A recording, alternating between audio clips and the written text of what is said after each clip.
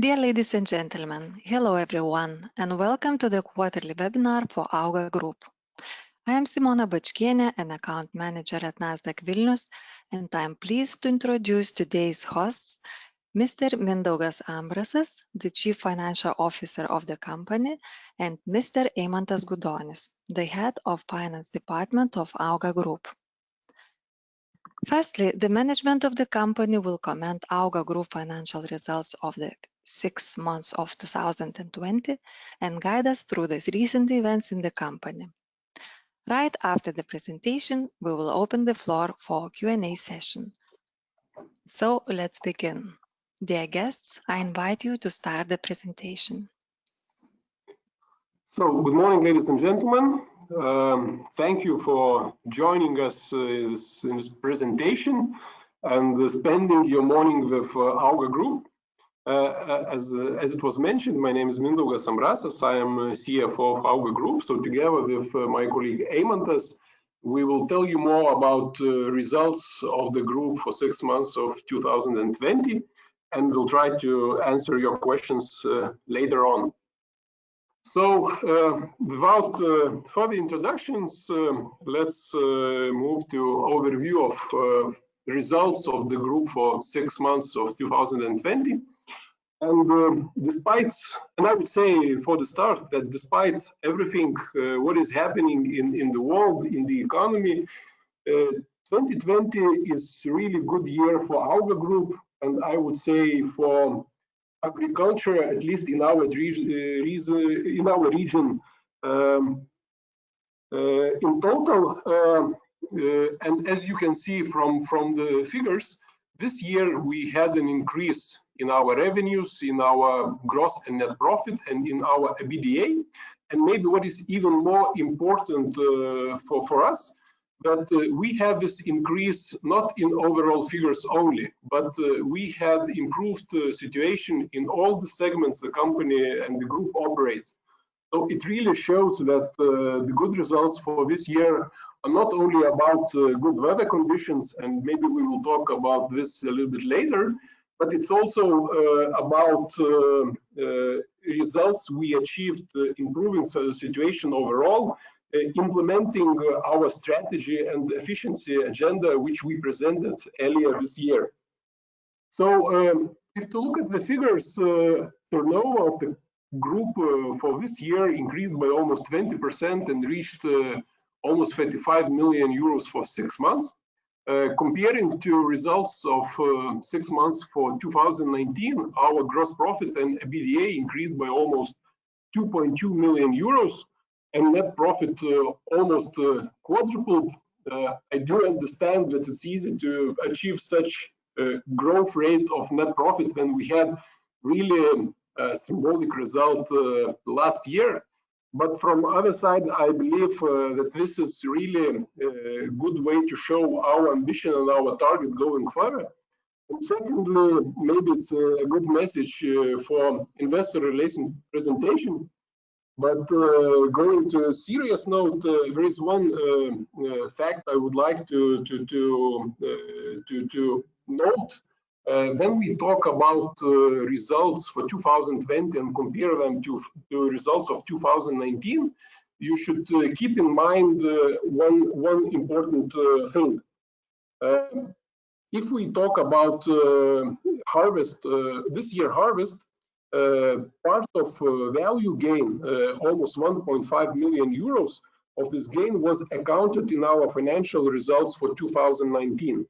So when we compare results for 6 months of 2019 and 2020, we should have this fact in mind, because otherwise we are comparing different situations, because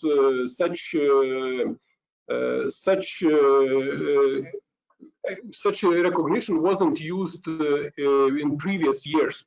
So in order to have like similar or the same comparisons, we should always add this value gain of 1.45 million euros, which was accounted last year for this year's results, to have a fair comparison.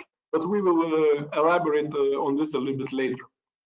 So as always, instead of going through general figures, we would like to tell you more about all the segments the group operates, to give you some overview of the market situation and present detailed figures. So let's start from the crop growing, which is the largest segment in our group. And I think it's already was said that we expect and we see really improving results of the group, and crop growing is the biggest factor. And this improvement of results was mainly affected by improved yields of the cultures. Comparing to conventional farming, I would say we have slight difference. Though our colleagues usually see and forecast quite an increase in wheat yields this year. In our case, though we have a record yield for wheat, we expect a record yield for wheat in 2020. The largest increase and improvement in our results should come from legumes, where we see improvement of the yield almost twice as much as we had in 2018 and 2019. So this forecast of really good yields gives us very good expectations for this year's results. But other from positive effects of improved yield, there are some things which could partly negatively affect our result, meaning some of the crops has lower quality and as a result lower price. And especially this is about feed wheat.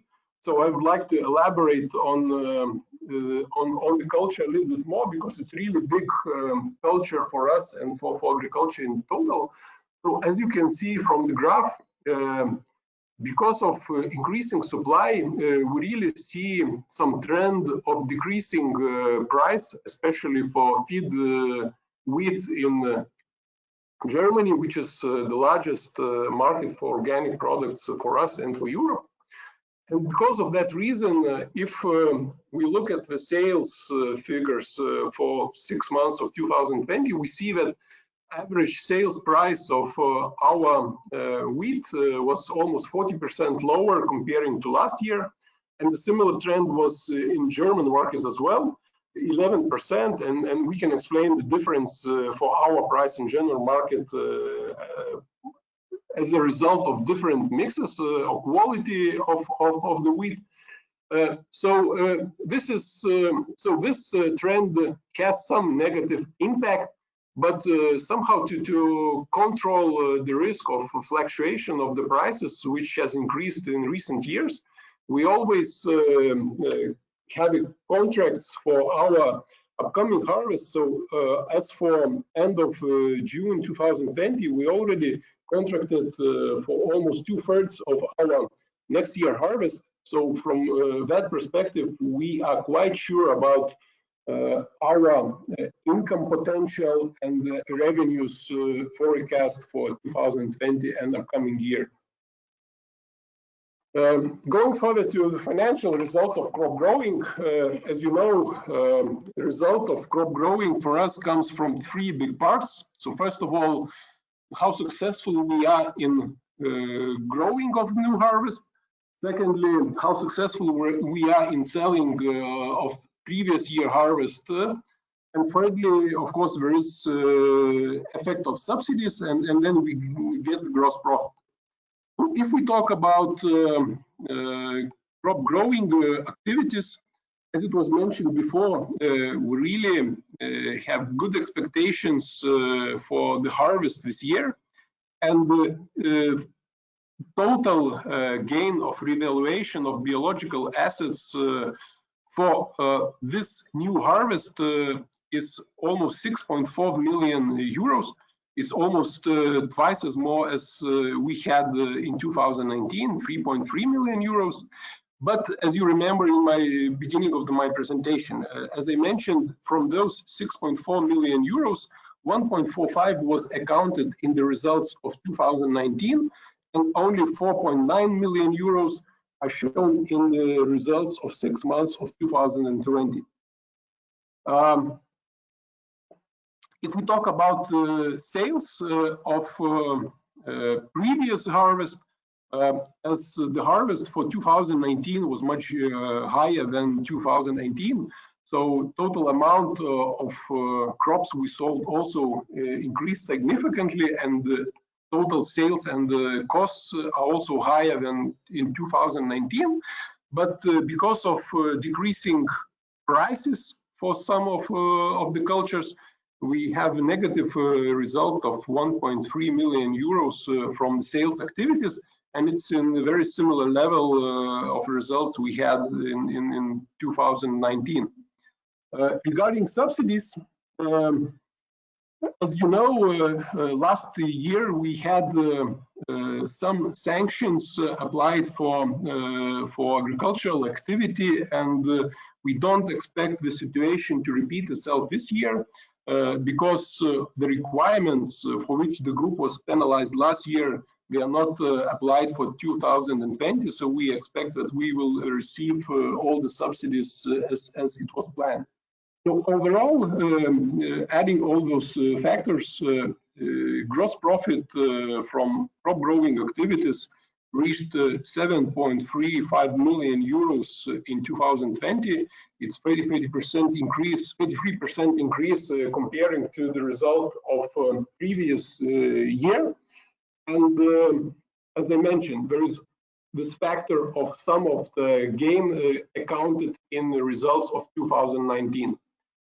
Going further and talking about results for the full year of 2020, we really have expectations, good expectations for this year's result. We believe that our harvest will be as forecasted, and we will achieve forecasted results. And comparing to results of 2019, we see and we forecast that there will be a huge difference in the results of third quarter, because last year third quarter was the worst quarter in 2019, just because all the negative effects were accounted, and the negative effect of bad weather was shown in the results of Q3 2019.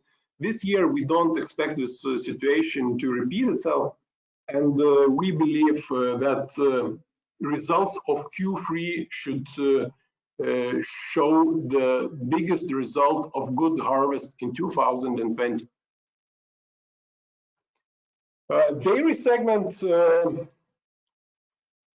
is I would say more stable than crop growing. And if we talk about prices or market situation in Germany, we see from the graph that price for organic milk really remains quite stable. Then there is quite significant decrease in conventional milk prices.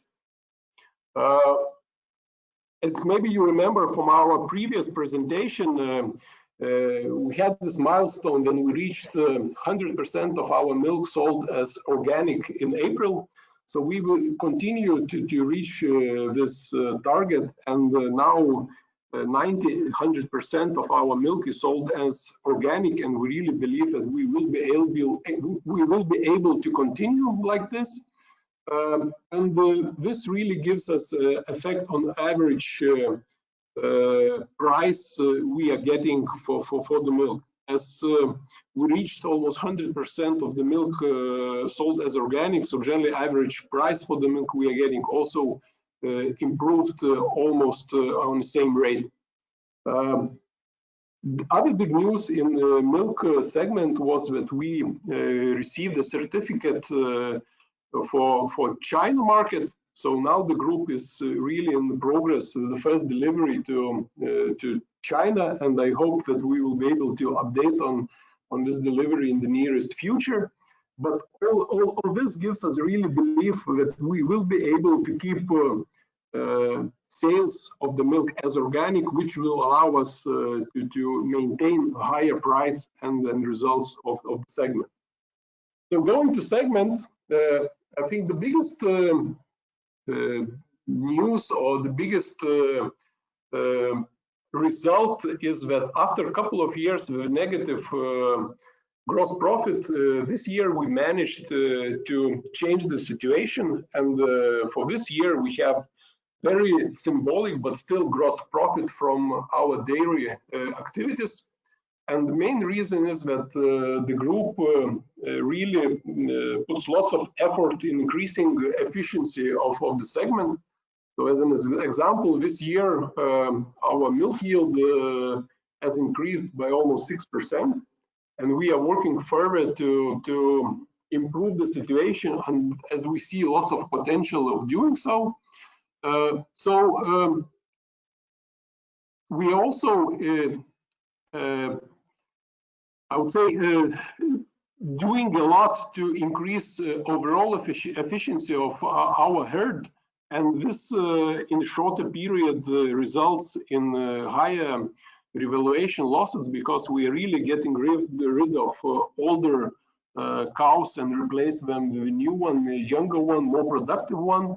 So in a shorter period of time, it gives us a loss of revaluation, but in a longer perspective, we really believe that we will be able to achieve even more,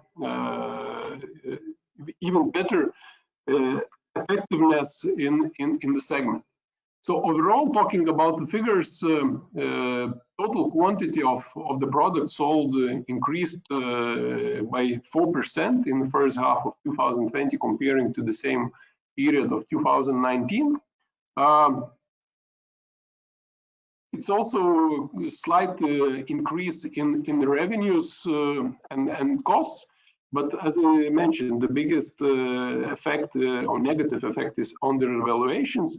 But overall, as I said, we believe that this segment has lots of potential to increase even further result, and the group is really working on that. Mushroom growing segments, this is the segment we started operations as a group. Our roots are from the segment. So I would say that this is the most stable segment in our group, and year to year we really show and demonstrate continuous growth.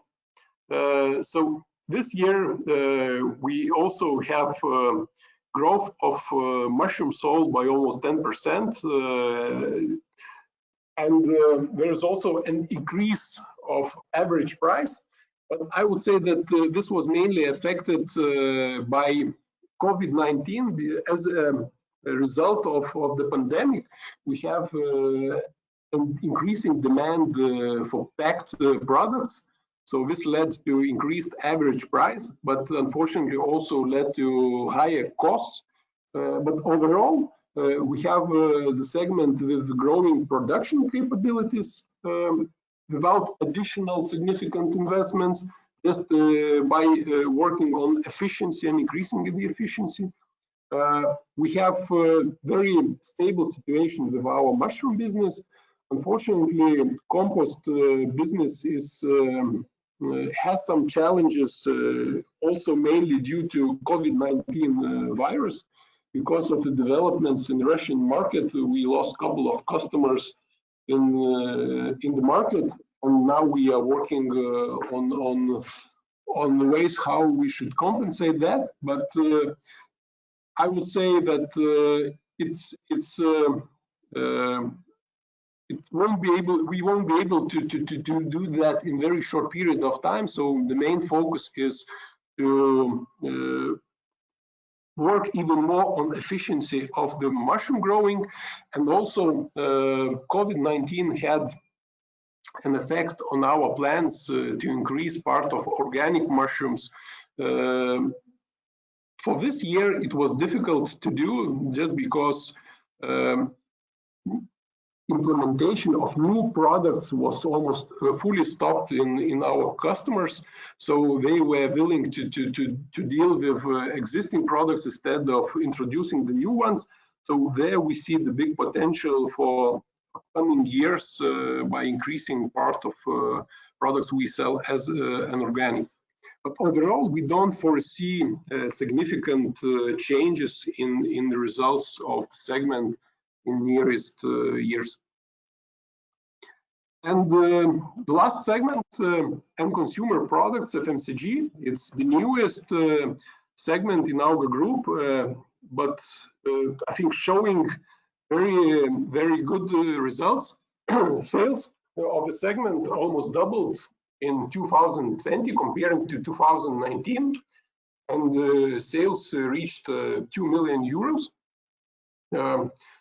Sales had increased in almost in all the markets we are working, but the biggest impact comes from United States and the Baltic markets, our home market.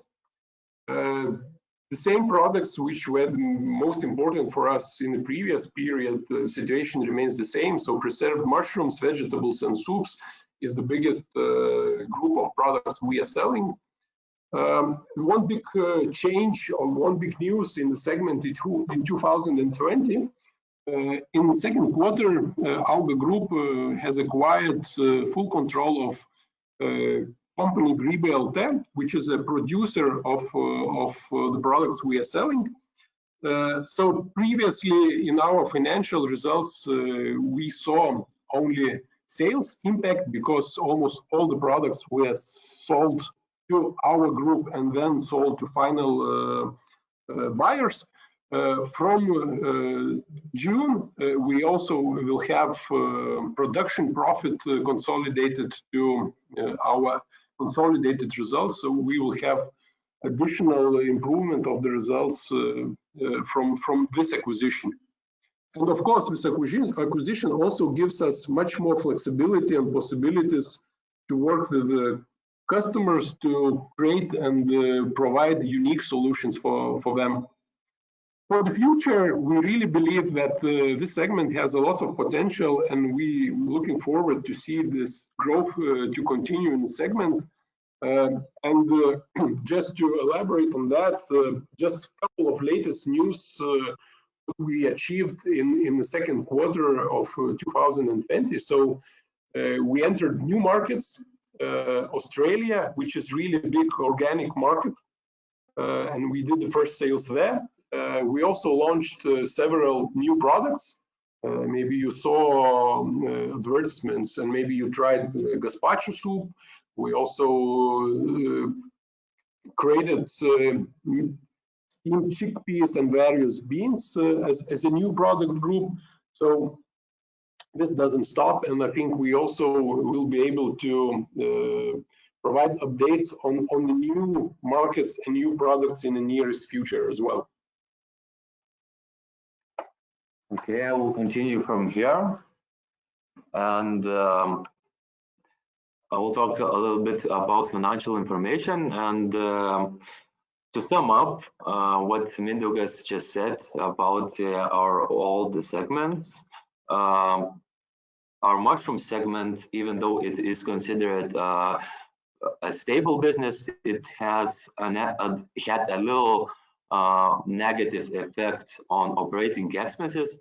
Most of this effect was caused by COVID-19 in the second quarter. Apart from this, as I said, it is going as stable as it goes. In the dairy segment, as Mindaugas mentioned, the increase is mostly related to higher milk yields and better average prices. There was also a little negative effect from higher loss of valuation of livestock, which the reason for that was also mentioned by Mindaugas. In crop segment, which mostly affected our EBITDA, the highest effect came from better yields and the different crop mix. Also, it has to be mentioned that this year we had 1,000 more hectares in our crops, and this is also reflected in different crop mix and part. The effect was lowered in our crop segment because the prices went down this year, and this brought us 1.8 million of negative effect. Also, as we mentioned at the very beginning, and in commenting our agriculture segment, we have 1.4 million of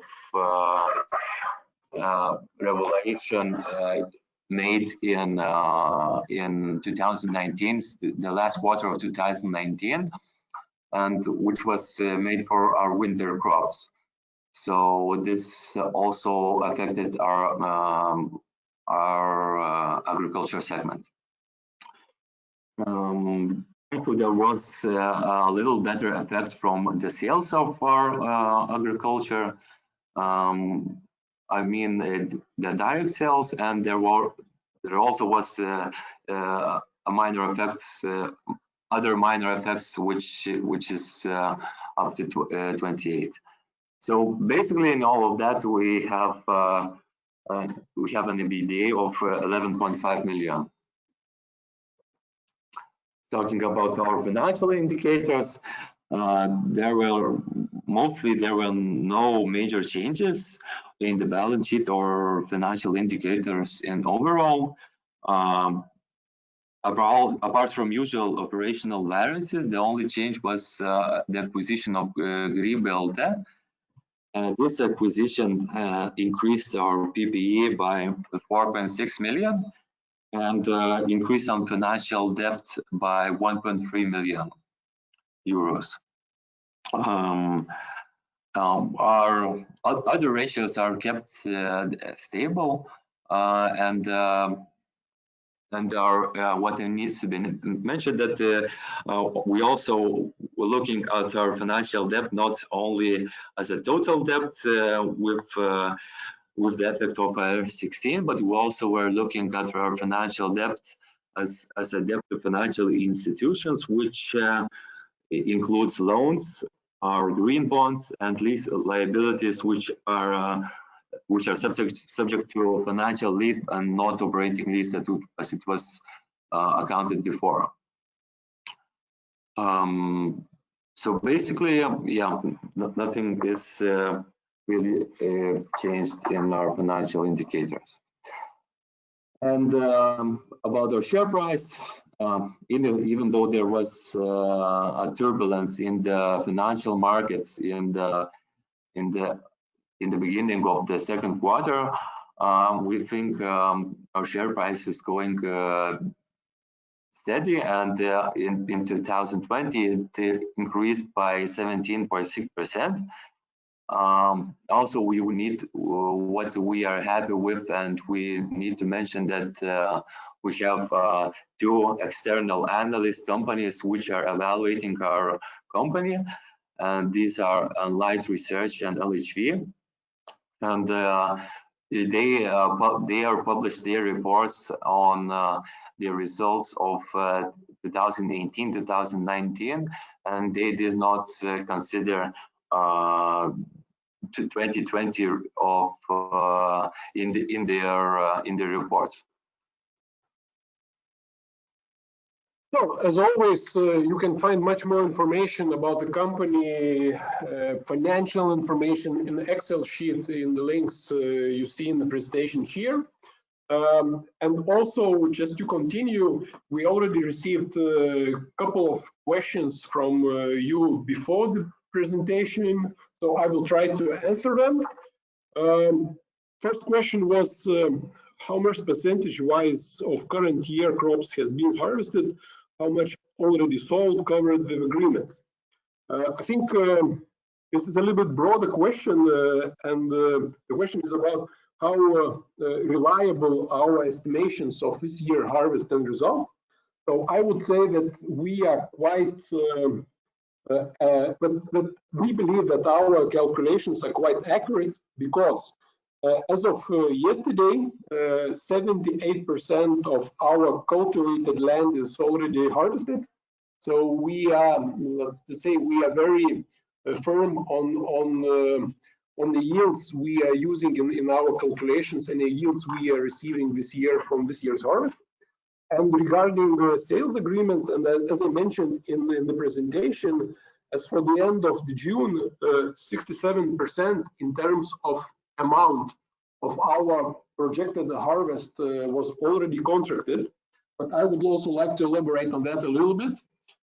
You also have to understand that we don't have a plan or target to contract 100% of our harvest as early as possible. We have a plan of our sales, and we of course want to have a certain part of the harvest contracted just to minimize risk of fluctuation of prices. But we also believe that we are experts in organic market. We know our products, we know our customers.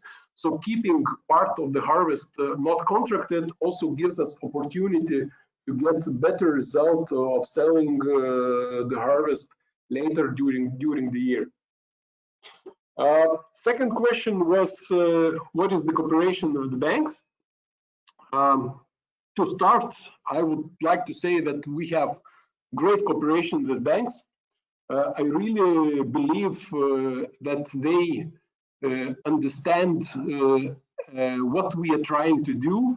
I would say that they really support the strategy and believe in our strategy, which was presented earlier this year. And to be more specific on cooperation this year, I think we can say that of course we are always looking into possibilities how to improve our situation, and at the moment we are discussing about possibility to refinance our banking portfolio. We are in the first steps of the discussions with our existing financing partners. We are also talking with potentially new banks. We are also looking into other possibilities because, as you know, we also have possibility to have additional emission of bonds. So all the possibilities are open at the moment, and we have time for negotiations still left. But I believe that in general, view of the financial institutions has really changed towards the company and maybe even towards the industry. Good results of the company and the industry really helps. Secondly, I do believe that our view, our strategy also is a thing which really is liked by the financial institutions, and that was one of the areas they are looking further to finance. So hopefully this answers the question. Third question, why milk yield per cow decreased in Q2 comparing to Q1 2020? This is really the trend we're having every year. And this is partly related to organic farming, because one of the requirements in organic farming is that we should keep the cows outside the farm. So generally after the winter, all the cows are left out of the farms and they are outside. That's the requirement of organic certification. And traditional farms are not doing and shouldn't or don't have requirements to do so. Unfortunately, you know, it sounds it's a good idea. It should be positively affect the yields, but unfortunately, situation is quite an opposite. If we have better or higher temperature, so in hot weather, cows produce less milk, and it really takes time for them to get back to normal yields if they spend some time in higher temperatures outside. And this year, for the second quarter, we had periods with really nice weather. Unfortunately, this has negative effect on the milk yields. So that's the situation we face every year, and I don't think there is a realistic possibility to change that just because of the requirements we have for organic farming. Fourth question. According to product labels, some of your crops are grown not in Lithuania, and some of your products are not bottled in Lithuania, as milk as an example. What are the reasons of providing products that are not grown at AUGA farms for the chickpeas case, or bottling the milk in Poland? Maybe I'll start from the milk part. I would like to start by saying that, first of all, we are using our milk only for production of the final product. So this is raw material comes from AUGA farms only, 100%. And a few years ago, when we started this activity, we were really looking for the partner to provide this service of milk bottling, and we really did very detailed investigation of all possibilities to get the service in Lithuania and in neighboring countries. So I believe that we really were looking for the partner who, first of all, will provide us the best quality of services. Secondly, has the best technology for the product. And I really believe that we made the right choice and now have a partner who really follows the promises they made us. And now we have a product, very good product, and we have all the possibility to trace, where the milk was produced, in which farm, in which AUGA farm, and so on and so on. So this is regarding milk part. If to talk about other products, in general, if you look at our sales, I would say absolute majority, 95, 99% of our sales are products we produce and harvest ourselves. But for some FMCG products, we need some ingredients which we can't harvest in Lithuania. Curry soup could be a very good example. Unfortunately, I don't think we have a possibility to produce curry in Lithuania. So of course we have to buy it from other suppliers. But all our suppliers are first of all, from EU countries. We have all documentation and all certification, so we make sure that all the ingredients and all the products we are using, which are not grown by AUGA, they are organic, and we can guarantee for the quality of them. So that was questions we received before the presentation. I also see that there are a few questions which were typed during the presentation. Yes, indeed. We received some more questions. So the first one is the following. Excluding the subsidies, your company's business is still loss-making. When you expect it to become profitable? Okay, first of all, our business is not loss-making. We are a profitable company this year, and I really believe that we will continue like this. I understand the question was about the subsidies and then how our result would look without them. But I would say that if we talk about agricultural business in European Union, we really can't exclude the subsidies from the business and from the results. It's really part of the business, because every company in every country gets the subsidies, and it's really like part of how the whole market works. And even to elaborate on the subsidies part more, if we compare amount of subsidies per hectare we as an AUGA group receive, we receive less subsidies comparing to our colleagues in Lithuania. We receive less subsidies comparing to our competitors in other European countries. So from that perspective, I think that we are even showing better efficiency and better results comparing to them from that. Okay, thank you very much. The next question is, what are your expectations on organic wheat price trends in 2021 and beyond?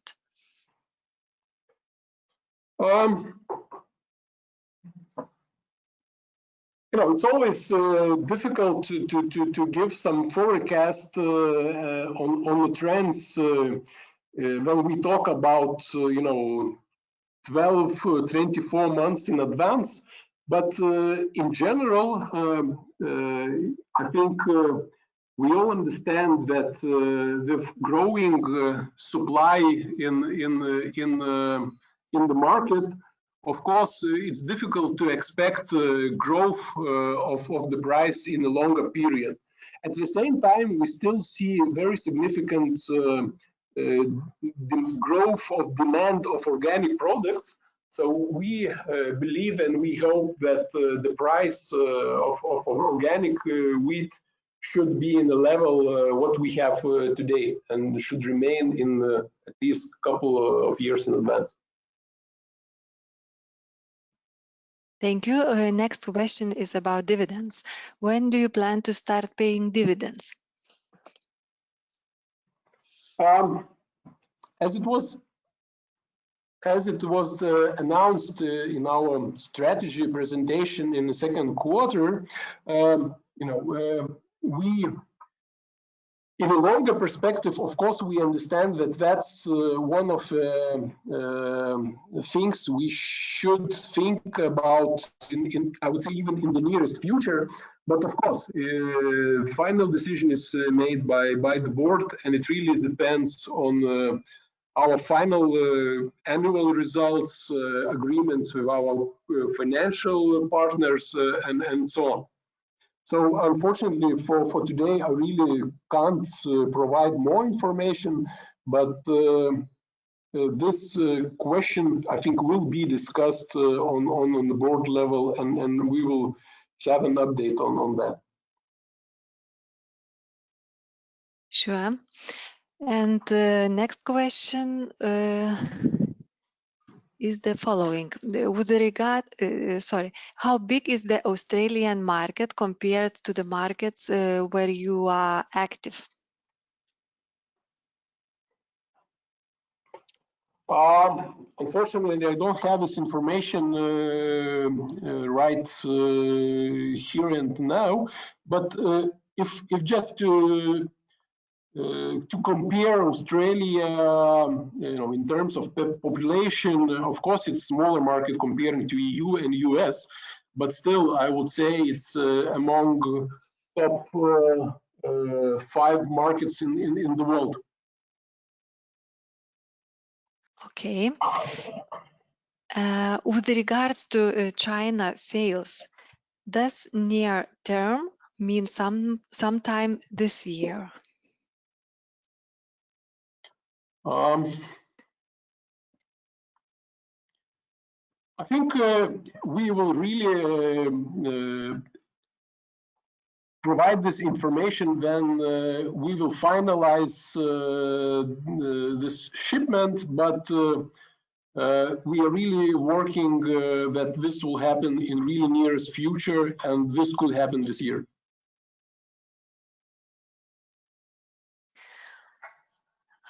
Thank you very much. It looks like we've covered all questions so far. We are still waiting for more questions to come. If you haven't sent in your question yet, please do so now.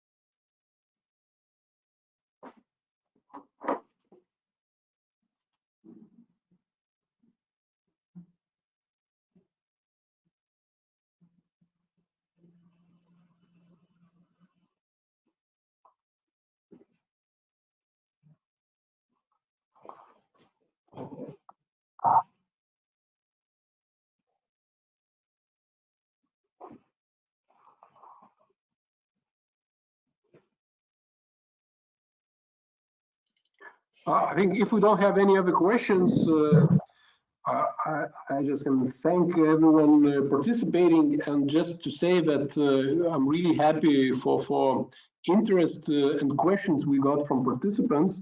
As a company, we're really trying to work as much as possible regarding information provided to our partners and investors. So we received a couple of questions about our nearest plan. So I can guarantee that if we have any significant events in the company or achievements in our activities, of course, we will announce them and share them with everyone. On behalf of Nasdaq Vilnius, I would like also to thank everyone.